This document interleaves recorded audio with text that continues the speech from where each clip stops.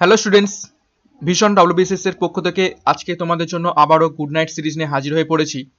তোমরা যারা প্রতিদিন ফলো করছো তারা প্রত্যেকেই জানো যে মর্নিংয়ে আমরা একটা করে সাবজেক্টের একটা করে চ্যাপ্টার থিওরি ক্লাস করি এবং সেই থিওরি ক্লাসের ওপর বেস করে রাত্রেবেলা ঘুমাতে যাওয়ার আগে আমরা 20 থেকে 25টা করে কিন্তু এমসিকিউ প্র্যাকটিস করি, যাতে আমাদের শুধুমাত্র থিওরি নয়, থিওরির সাথে সাথে এমসিকিউ প্র্যাকটিসের মাধ্যমে আমাদের প্রিপারেশনটা কিন্তু কমপ্লিট হয়। এবং আমাদের টার্গেট রয়েছে যে কটা দিন এক্সাম পোস্টপন্ড রয়েছে সেই কটা দিনের মধ্যে ডাব্লিউবিসিএস এর যে সিলেবাসটা রয়েছে সেটা যথাসম্ভব কমপ্লিট করার বা কভার আপ করার। ওকে, তো আজকের মর্নিংয়ে আমরা করেছিলাম আরবিআই, ঠিক আছে, রিজার্ভ ব্যাঙ্ক অফ ইন্ডিয়া নিয়ে থিওরি পুরো ডিটেলসে পড়েছিলাম। তো সেই আরবিআই এর ওপর থেকে বেস করে 25 ইম্পর্টেন্ট এমসিকিউ এখন আমরা করে ফেলবো। তো চ্যানেলে নতুন হয়ে থাকলে অবশ্যই অবশ্যই চ্যানেলটিকে সাবস্ক্রাইব করে নাও এবং পাশের বেল আইকনটি প্রেস করে রাখো। তো চলো শুরু করা যাক আজকের গুড নাইট সিরিজ আরবিআই এর ওপর থেকে। ওকে, দেখো ফার্স্ট কোশ্চেন কি বলছে, খুবই ইম্পর্টেন্ট কোশ্চেন এবং বহুবার পরীক্ষায় এসেছে কোশ্চেনটা, ক্লার্কশিপে এসেছে এবং ডাব্লিউবিসিএসেও এসেছে কোশ্চেনটা এবং খুবই ইজি কোশ্চেন।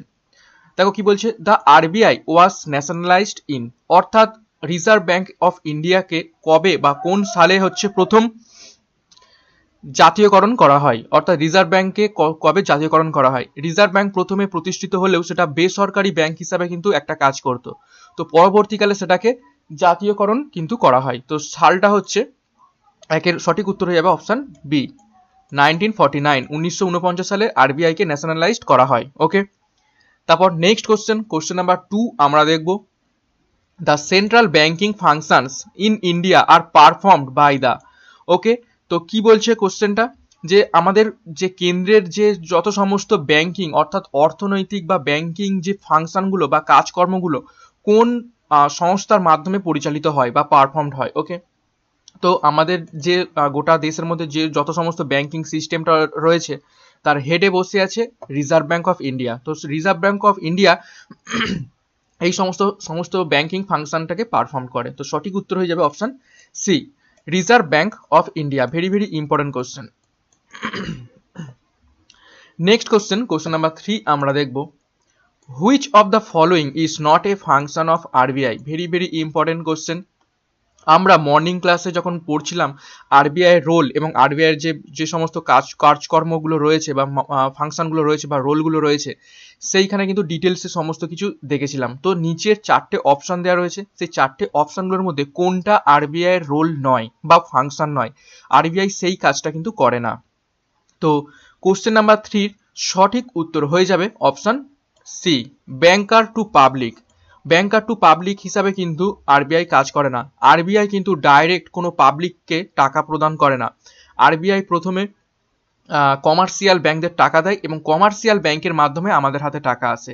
তো ব্যাংকার টু পাবলিক এই কথাটা কিন্তু ঠিক নয়, এটা banker to bank, banker to government, এইটা হলে কিন্তু সঠিক হতো, কিন্তু ব্যাংকার টু পাবলিক এই কথাটা ঠিক নয়। বাদ বাকি দেখো যে অপশনগুলো রয়েছে, ব্যাংকার্স ব্যাংক যেটা কমার্শিয়াল ব্যাংকের ব্যাংক হিসেবে কাজ করে আরবিআই, ব্যাংক ইস্যু, ব্যাংক কি কি হচ্ছে নিয়ম মেনে কাজ করবে বা কোনো ব্যাংক যদি নতুনভাবে চালনা করতে হয় সেটা কিভাবে কাজ করবে সব কিন্তু আরবিআই ফাংশন করে। এবং কাস্টোডিয়ান অফ ফরেন এক্সচেঞ্জ এবং বৈদেশিক যে ব্যবসা বাণিজ্যগুলো চলে বা লেনদেন চলে সেটাও কিন্তু আরবিআই সেটাকে সুপারভাইজ এবং হচ্ছে মনিটর করে। ওকে, তো কোশ্চেন নাম্বার 3 সঠিক উত্তর হয়ে যাবে অপশন সি।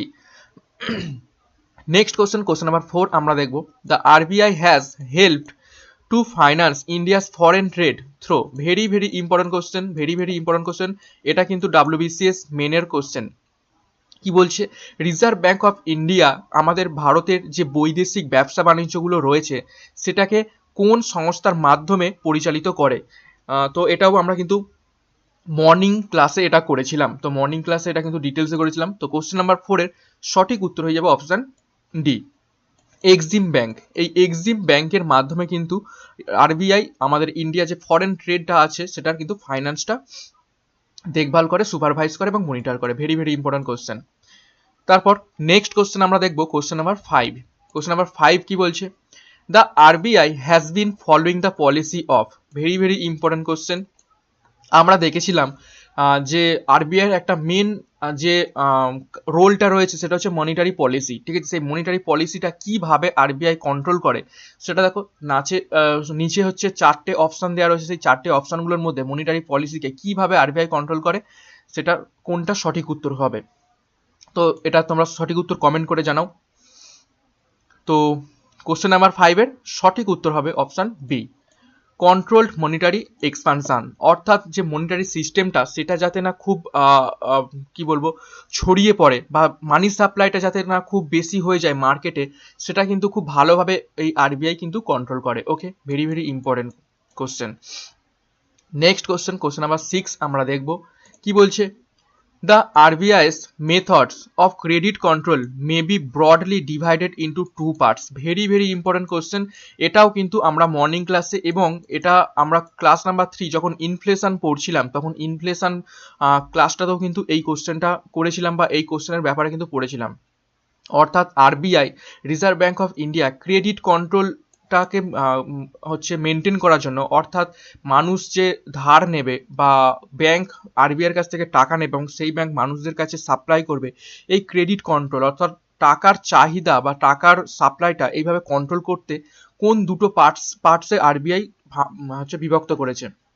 তো কোশ্চেন নাম্বার 6 এর সঠিক উত্তর হয়ে যাবে option D, quantitative and qualitative. এই দুটো মেথডে কিন্তু ভাগ করেছে। এই কোয়ান্টিটেটিভ অ্যান্ড কোয়ালিটেটিভ আমরা মর্নিং ক্লাসেও কিন্তু দেখেছিলাম, একটা ভেরিয়েবল একটা নন ভেরিয়েবল, ঠিক আছে। Very very important question.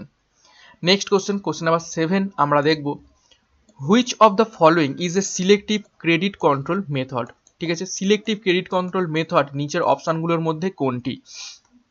তো কোশ্চেন নাম্বার 7 এর সঠিক উত্তর হয়ে যাবে option A, RBI directives. RBI directives হলো একটা selective credit control method. Okay, very very important question. Next question, question number 8 আমরা দেখব কি বলছে। The RBI use the following instrument for quantitative control of credit. আমরা দেখলাম একটু আগেই কোশ্চেন নাম্বার 6-এ যে আরবিআই দু ধরনের হচ্ছে ক্রেডিট কন্ট্রোল মেথড ফলো করে, একটা হচ্ছে কোয়ালিটেটিভ এবং একটা হচ্ছে কোয়ান্টিটেটিভ। তো দেখো এখানে 4টে কিন্তু অপশান দেওয়া রয়েছে। একটা হচ্ছে দেখো ক্যাশ রিকোয়ারমেন্ট রেশিও, 2 নম্বর হচ্ছে স্ট্যাটিউটারি লিকুইডিটি রেশিও, 3 নম্বর হচ্ছে ওপেন মার্কেট রেশিও এবং 4 নম্বর হচ্ছে মার্জিনাল রিকোয়ারমেন্টস। এই 4টে অপশানগুলোর মধ্যে কোনগুলো হচ্ছে কোয়ান্টিটেটিভ ক্রেডিট কন্ট্রোলের মধ্যে পড়ছে। তো কোশ্চেন নাম্বার 8 এর সঠিক উত্তর হয়ে যাবে অপশন সি, শুধুমাত্র 1, 2 এবং 3। একে কি আছে, cash requirement ratio. Cash requirement ratio এটা হচ্ছে কোয়ান্টিটেটিভ ক্রেডিট কন্ট্রোল। তারপর 2-এ আছে স্ট্যাটিউটারি লিকুইডিটি রেশিও, এটা হচ্ছে কোয়ান্টিটেটিভ হচ্ছে ক্রেডিট কন্ট্রোল। এবং 3 নম্বর ওপেন মার্কেট রেশিও, এই ওপেন মার্কেট রেশিওটাও কিন্তু কোয়ান্টিটেটিভ ক্রেডিট কন্ট্রোল। এই তিনটেই কিন্তু আমরা মর্নিং ক্লাসে আলোচনা করেছিলাম। যারা মর্নিং ক্লাসটা ফলো করেছে তারা কিন্তু এই তিনটেই দেখবে। সিআরআর, যেটাকে এই ক্যাশ রিক্রুটমেন্ট রেশিওটাকে শর্টে বলা হয় সিআরআর, যেটা আমরা মর্নিং ক্লাসে পড়েছিলাম। তারপর স্ট্যাটিউটারি লিকুইড রেশিও, যেটাকে বলা হয় এসএলআর, এটাও কিন্তু আমরা মর্নিং ক্লাসে পড়েছিলাম। এবং ওপেন মার্কেট রেশিও ওএমআর, ঠিক আছে, ওএমআর এটাও কিন্তু আমরা মর্নিং ক্লাসে পড়েছিলাম। কিন্তু মার্জিন রিক্রুটমেন্ট এটা কিন্তু তোমার হয়ে যাবে কোয়ালিটেটিভ, ঠিক আছে, কোয়ালিটেটিভ। ওকে, তারপর নেক্সট কোশ্চেন নাম্বার 9 আমরা দেখব, bank rate is the rate at which RBI extends credit the. Very very important question. অর্থাৎ ব্যাংক রেট হলো সেই রেট বা ব্যাংকের হারটা হলো সেই হার যে হারে আরবিআই বা রিজার্ভ ব্যাংক অফ ইন্ডিয়া হচ্ছে ক্রেডিট দা, মানে কাদের হচ্ছে সেই রেটে টাকা প্রদান করে। তো ব্যাংক রেট মানে অবশ্যই তোমরা বুঝতে পারছো টাকা কাকে দেবে, ব্যাংকেই দেবে। তো কোশ্চেন নাম্বার 9 এর সঠিক উত্তর হয়ে যাবে অপশন ডি, কমার্শিয়াল ব্যাংকস। ঠিক আছে, অপশন ডি, কমার্শিয়াল ব্যাংকস। অর্থাৎ ব্যাংক রেট হলো সেই রেট যে রেটে আরবিআই কোনো কমার্শিয়াল ব্যাংকে টাকা প্রদান করবে। তো ভেরি ভেরি ইম্পর্টেন্ট কোশ্চেন। এটাও কিন্তু আমরা মর্নিং ক্লাসে দেখেছিলাম, ব্যাংক রেটও কিন্তু ওই আরবিআইয়ের একটা ফাংশনের মধ্যে পড়ে। নেক্সট কোশ্চেন নাম্বার 10 আমরা দেখব, the open market operation refers to the sale and purchase by RBI of, very very important question. এটাও কিন্তু ওপেন মার্কেট যখন আমরা পড়ছিলাম একদম আজকের মর্নিং ক্লাসের কিন্তু শেষ পয়েন্টটাই ছিল কিন্তু এই ওপেন মার্কেট অপারেশন বা ওএমও বা ওএমআর, যেটা খুশি বলতে পারো। এই ওপেন মার্কেট রেশিওতে আরবিআই কি করে, কোন জিনিসটার কেনা বেচা করে? তো সঠিক উত্তর হয়ে যাবে অপশান সি, গভর্নমেন্ট সিকিউরিটিস। ঠিক আছে, গভর্নমেন্ট সিকিউরিটিস অর্থাৎ সরকারের যে সমস্ত সিকিউরিটিসগুলো রয়েছে, বন্ডগুলো রয়েছে, সেইগুলো কিন্তু আরবিআই কিনতেও পারে এবং পারচেসও করতে পারে। নেক্সট কোশ্চেন নাম্বার আমরা 11 দেখব। The RBI published statistical information relating to banking and other financial sector of Indian economy in the, কি বলছে, RBI publish statistical information relating to banking, অর্থাৎ RBI reserve bank of India statistical information banking related যে সমস্ত ডাটাগুলো বা ইনফরমেশনগুলো release করে and other financial sector এবং অন্যান্য অর্থনৈতিক যে সেক্টরগুলো রয়েছে সেগুলো হচ্ছে কী করে, পাবলিশ করে। নিচের অপশানগুলোর মধ্যে কিসের মাধ্যমে সেগুলো পাবলিশ করে? কোশ্চেন নাম্বার 11-এর সঠিক উত্তর হয়ে যাবে option C, both of this মানে অর্থাৎ প্রথমটা দেখো, report on currency and finance, অর্থাৎ টাকা এবং অর্থের উপর কিন্তু রিপোর্ট প্রকাশ করে, এবং reserve bank of India bulletin, এবং রিজার্ভ ব্যাঙ্কের কিন্তু একটা করে বুলেটিন প্রকাশ হয়, সেইটার মাধ্যমে কিন্তু এই স্ট্যাটিস্টিক্যাল ইনফরমেশন এবং আদার ফিনান্সিয়াল সেক্টরের ইনফরমেশন প্রকাশ করে। নেক্সট কোশ্চেন নাম্বার 12 আমরা দেখব। The reserve bank of India bulletin is published every, very very important question. দেখো আগের কোশ্চেনেই দেখলাম যে আমরা দুটো হচ্ছে রিপোর্ট প্রকাশ করে, একটা রিপোর্ট হচ্ছে কারেন্সি অ্যান্ড ফাইন্যান্স এবং আর একটা হচ্ছে রিজার্ভ ব্যাঙ্ক অফ বুলেটিন। এই রিজার্ভ ব্যাঙ্ক অফ বুলেটিনটা কতদিন ছাড়া ছাড়া রিজার্ভ ব্যাঙ্ক পাবলিশ করে? তো কোশ্চেন নাম্বার 12-এর সঠিক উত্তর হয়ে যাবে অপশান বি, মান্থ, অর্থাৎ প্রতি মাসে একটা করে কিন্তু বুলেটিন প্রকাশিত হয়, অর্থাৎ মান্থলি কিন্তু আরবিআই এই স্ট্যাটিস্টিক্যাল ইনফরমেশনের যে বুলেটিনটা রয়েছে সেটা কিন্তু প্রকাশ করে মান্থলি। নেক্সট কোশ্চেন নাম্বার 13 আমরা দেখবো। দেখো দুটো রিপোর্ট দেখেছিলাম, একটা কারেন্সি অ্যান্ড ফাইন্যান্স এবং একটা বুলেটিন। তো আমরা একটু আগেই দেখলাম বুলেটিনটা প্রতি মাসে বের হয়, অর্থাৎ মান্থলি বুলেটিন আরবিআই প্রকাশ করে। কিন্তু আরও একটা যেটা রিপোর্ট দেখেছিলাম সেটা হচ্ছে কারেন্সি অ্যান্ড ফাইন্যান্স। ঠিক আছে, এই কারেন্সি অ্যান্ড ফাইন্যান্সের রিপোর্টটা ইজ পাবলিশড এভরি, অর্থাৎ কতদিন ছাড়া ছাড়া এটা পাবলিশ করা হয়? তো কোশ্চেন নাম্বার 13-এর সঠিক উত্তর হয়ে যাবে অপশান ডি, ইয়ার, অর্থাৎ প্রতি বছর এটা ইয়ারলি প্রকাশিত হয় কারেন্সি অ্যান্ড ফাইন্যান্সের রিপোর্ট আরবিআই এর মাধ্যমে। Very very important question. Okay, তারপর নেক্সট কোশ্চেন আমরা দেখবো কোশ্চেন নাম্বার 14 কি বলছে? এখানে দেখো অপশানগুলো নেই, আমি লিখে দিই এ, এখানে বি, সি অ্যান্ড ডি। দেখো কি বলছে, which of the following is not an indigenous bank. ঠিক আছে, তো বলছে নিচের অপশানগুলোর মধ্যে কোনটা ইন্ডিজিনিয়াস ব্যাংক নয়? তো কোশ্চেন নাম্বার 14-এর সঠিক উত্তর হয়ে যাবে option D, land development banks. এই ল্যান্ড ডেভেলপমেন্ট ব্যাংকসটা হচ্ছে কোনো ইন্ডিজিনিয়াস ব্যাংক কিন্তু নয়। ঠিক আছে, very very important question. Next question number 15 আমরা দেখব। Indigenous banks are under direct control of. দেখো ইন্ডিজিনিয়াস ব্যাংক আমরা একটু আগে দেখলাম যেটা ল্যান্ড ডেভেলপমেন্ট ব্যাংকস। এই ল্যান্ড ডেভেলপমেন্ট ব্যাংকস কিন্তু আরবিআই হচ্ছে কন্ট্রোলে কিন্তু থাকে না। ইন্ডিজিনিয়াস ব্যাংক হলে হচ্ছে আরবিআই কিন্তু কন্ট্রোল করতো, কিন্তু যেহেতু ইন্ডিজিনিয়াস ব্যাংক নয়, এই আগের কোশ্চেনটাই দেখলাম একটা ল্যান্ড ডেভেলপমেন্ট ব্যাংক, সেটা হচ্ছে ইন্ডিজিনিয়াস ব্যাংক নয়, তো সেই জন্য কিন্তু একে আরবিআই কন্ট্রোল করতে পারবে না। তো দেখো অপশনগুলোর মধ্যে আরবিআই যেটা রয়েছে সেটা তো হবেই না, ঠিক আছে, আরবিআই ক্যান্সেল হয়ে গেল। কিন্তু নিচের বাদবাকি যে অপশনগুলো রয়েছে তার মধ্যে কোন ব্যাংক বা কার আন্ডারে এটা কন্ট্রোল হয়? তো কোশ্চেন নাম্বার 15-এর সঠিক উত্তর হয়ে যাবে option D, none of this. ঠিক আছে, এই স্টেট ব্যাংক এবং রিজিওনাল রুরাল ব্যাংক যেটা আরআরবি বলা হয়, এই তিনটে ব্যাংকই কিন্তু এই ল্যান্ড ডেভেলপমেন্ট ব্যাংক বা ইন্ডিজিনিয়াস যে ব্যাংকগুলো রয়েছে সেগুলোকে কিন্তু কন্ট্রোল করে না। Okay, very very important question. Next question number 16 আমরা দেখব। কোশ্চেন নাম্বার 16টা দেখো, who fixes repo rate in India? Very very important question এবং খুবই ইজি কোশ্চেন। রেপো রেটটা কে ফিক্সড করে? আমরা মর্নিং ক্লাসেই দেখেছিলাম রেপো রেট কে কন্ট্রোল করে। তো রেপো রেট কন্ট্রোল করে, খুবই ইজি কোশ্চেন। আজকে আমরা যে টপিক নিয়ে আলোচনা করছি সেটাই option B, RBI, reserve bank of India কিন্তু এই রেপো রেটটা ফিক্স করে। ওকে, এবং রেপো রেট কি সেটাও কিন্তু আমরা ডিটেলসে করেছিলাম মর্নিং ক্লাসে। শুধু রেপো রেট নয়, রিভার্স রেপো রেটও কিন্তু করেছিলাম। ওকে, তারপর দেখবো নেক্সট কোশ্চেন নাম্বার 17 আমরা দেখবো দ্য সিআরআর, যেটাকে বলা হয় ক্যাশ রিভার্স রেশিও, এটাও আমরা মর্নিং ক্লাসে ডিটেলসে আলোচনা করেছিলাম, ইজ এ টুল অফ। ঠিক আছে, এই সিআরআর বা ক্যাশ রিভার্স রেশিও এটা হচ্ছে কি ধরনের একটা টুল। তো কি কন্ট্রোল করতে গেলে বা কোন পলিসিটা কন্ট্রোল করতে গেলে সিআরআরটাকে আমরা ইউজ করে থাকি বা আরবিআই ইউজ করে থাকে। কোশ্চেন নাম্বার 17 সঠিক উত্তর হয়ে যাবে, মর্নিং ক্লাস যারা ফলো করেছে তারা কিন্তু এটার অ্যান্সার করতে পারবে। তো সঠিক উত্তর হবে অপশান ডি, মনিটারি পলিসি। এই মনিটারি পলিসিকে কিন্তু কন্ট্রোল করতে গেলে এই সিআরআর বা ক্যাশ রিভার্স রিজার্ভ রেশিও এটা কিন্তু ইউজ করে RBI. Okay, very very important question, very very important question. Next question number 18 আমরা দেখব কি বলছে, an indirect instrument of monetary policy is, অর্থাৎ আমরা দেখেছিলাম মর্নিং ক্লাসে যে অনেকগুলো মনিটারি পলিসি কন্ট্রোল করার জন্য অনেকগুলো ইনস্ট্রুমেন্ট ছিল, সেখানে দেখেছিলাম এসএলআর যেটা অপশানে রয়েছে, অপশান বি দেখেছিলাম ক্যাশ রিভার্স রেশিও, সেটা বা সিআরআর বা ব্যাংক রেট, এগুলো কিন্তু দেখেছিলাম, বা সিতে দেখো ওপেন মার্কেট অপারেশন ওএমও, এগুলো দেখেছিলাম। কিন্তু এইগুলোর মধ্যে তিনটে ছিল হচ্ছে একদম ডাইরেক্ট ইনস্ট্রুমেন্ট, এবং অর্থাৎ যেটাকে বলা হয় কোয়ালিটেটিভ, যেগুলো হচ্ছে ভেরিয়েবল, এবং একটা ছিল কিন্তু ইনডাইরেক্ট ইনস্ট্রুমেন্ট।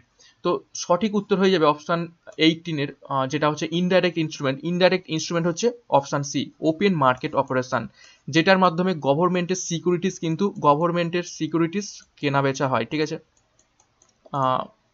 Government securities. ঠিক আছে, এই ওপেন মার্কেট অপারেশনটা কিন্তু ইনডাইরেক্ট ইনস্ট্রুমেন্ট। বাদ বাকি যে তিনটে অপশান রয়েছে, statutory liquid ratio, CRR, cash reserve ratio এবং ব্যাংক রেট, এগুলো হচ্ছে কি direct instrument of monetary policy. Okay, next question number 19 আমরা দেখব, the market system where there are only two buyers facing a large number of sellers is, very very important. এটা RBI এর আন্ডারে নয়, এটা একদম প্রথম ক্লাস যেটা আমরা করেছিলাম সেটার আন্ডারে কোশ্চেনটা। অর্থাৎ এমন একটা বাজার, দ্য মার্কেট সিস্টেম এমন একটা বাজার হোয়ার, যেখানে there are only two buyers, অর্থাৎ মাত্র দুজন হচ্ছে ক্রেতা রয়েছে, কিন্তু facing large number of sellers, কিন্তু অনেকজন হচ্ছে বিক্রেতা রয়েছে। মাত্র দুজন ক্রেতা কিন্তু অনেক সংখ্যক বিক্রেতা রয়েছে। তো এই রকম মার্কেটকে আমরা কি ধরনের মার্কেট বলে থাকবো। কোশ্চেন নাম্বার 19 সঠিক উত্তর হয়ে যাবে অপশান বি, ডুওপসনি। ঠিক আছে, এই ডুওপসনি বলবো এইরকম মার্কেটে, যেখানে অনেক হচ্ছে সেলার থাকবে, অর্থাৎ দোকানদার অনেক, কিন্তু যারা কিনবে সেখানে কিন্তু খুব কম, অর্থাৎ দুজন হচ্ছে ক্রেতা রয়েছে, এরকম মার্কেটকে আমরা বলবো ডুওপসনি। ওকে, ভেরি ভেরি ইম্পর্টেন্ট কোশ্চেন, এটাও কিন্তু পরীক্ষায় এসেছে। তারপর নেক্সট কোশ্চেন নাম্বার 20 আমরা দেখব, which of the following is not A component of foreign exchange reserve in India. দেখো নিচে চারটে অপশান দেওয়া রয়েছে, SDR holdings of government, foreign exchange asset of RBI, gold stock of RBI এবং ফরেক্স exchange asset of government. এই চারটে অপশানগুলোর মধ্যে বলছে which of the not following A component, অর্থাৎ এই চারটে অপশানের মধ্যে কোনটা foreign exchange reserve of India, অর্থাৎ ইন্ডিয়ার যে বৈদেশিক লেনদেনের জন্য কিছু পরিমাণ একটা অর্থ কিন্তু সঞ্চিত রাখতে হয়, সেইটা নয় এই নিচের চারটে অপশানগুলোর মধ্যে। কোশ্চেন নাম্বার 20 সঠিক উত্তর হয়ে যাবে option D, foreign exchange asset of government. ঠিক আছে, এই ফরেন এক্সচেঞ্জ অ্যাসেট অর্থাৎ বৈদেশিক লেনদেনের জন্য যে অ্যাসেটটা আমাদের গভর্নমেন্টের রয়েছে, সেইটা কিন্তু এই এক্সচেঞ্জ রিজার্ভ ইন্ডিয়ার কিন্তু কোনো কম্পোনেন্ট নয়। ভেরি ভেরি ইম্পর্টেন্ট কোশ্চেন, এটাও কিন্তু ডাব্লিউবিসিএস এর মেনের কোশ্চেন। ওকে, নেক্সট কোশ্চেন আমরা দেখবো question number 21, the most appropriate measure of countries economic growth is, very very important question. এটা আমরা ন্যাশনাল ইনকাম যখন পড়ছিলাম তখন কিন্তু এটা পড়েছিলাম। অর্থাৎ নিচের চারটে অপশানগুলো দেওয়া রয়েছে, সেই চারটে অপশানগুলোর মধ্যে দেখো নেট এনডিপি, তারপর জিডিপি, তারপর এনএনপি এবং হচ্ছে পিসিআর যেটা রয়েছে পার ক্যাপিটাল রিয়েল ইনকাম, এই চারটে অপশনগুলোর মধ্যে কোন মেথডটা সব থেকে অ্যাপ্রোপ্রিয়েট আমাদের দেশের ইকোনমিক গ্রোথ মেজারমেন্ট করার জন্য। তো কোশ্চেন নাম্বার 21 সঠিক উত্তর হয়ে যাবে অপশান ডি, পার ক্যাপিটাল রিয়েল ইনকাম। অর্থাৎ যদি প্রতিটা মানুষের মাথা পিছু আয় যদি বাড়ে বা অনেকটা বেড়ে যায়, তো সেটা আমরা মনে করব যে আমাদের দেশের ইকোনমিক গ্রোথ হচ্ছে। ঠিক আছে, তো পার ক্যাপিটাল ইনকাম অর্থাৎ ইন্ডিভিজুয়াল ইনকাম যদি অনেকটা বাড়ে তো আমরা দেখব ইকোনমিক গ্রোথ হচ্ছে। তো সেইভাবে কিন্তু এইটা যদি আমরা ক্যালকুলেট করতে পারি তো আমরা ইকোনমিক গ্রোথটাও অ্যাপ্রোপ্রিয়েটভাবে কিন্তু মেজার করতে পারবো। ওকে, নেক্সট কোশ্চেন নাম্বার 22 আমরা দেখব।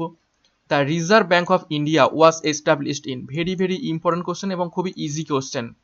তো কোশ্চেন নাম্বার 22 এর সঠিক উত্তর হয়ে যাবে, তোমরা সকলেই জানো, অপশন সি, 1935। 1935 সালে রিজার্ভ ব্যাঙ্ক অফ ইন্ডিয়া কিন্তু এস্টাবলিশড হয়েছিল। নেক্সট কোশ্চেন, এটা কোথায় হয়েছিল? প্রথমে ক্যালকাটাতে, এটা হয়েছিল ক্যালকাটা, ঠিক আছে, ক্যালকাটা। নেক্সট কোশ্চেন নাম্বার 23 আমরা দেখব। On which commission's recommendation Reserve bank of India was established, very very important question, এটাও কিন্তু বহুবার পরীক্ষায় এসেছে।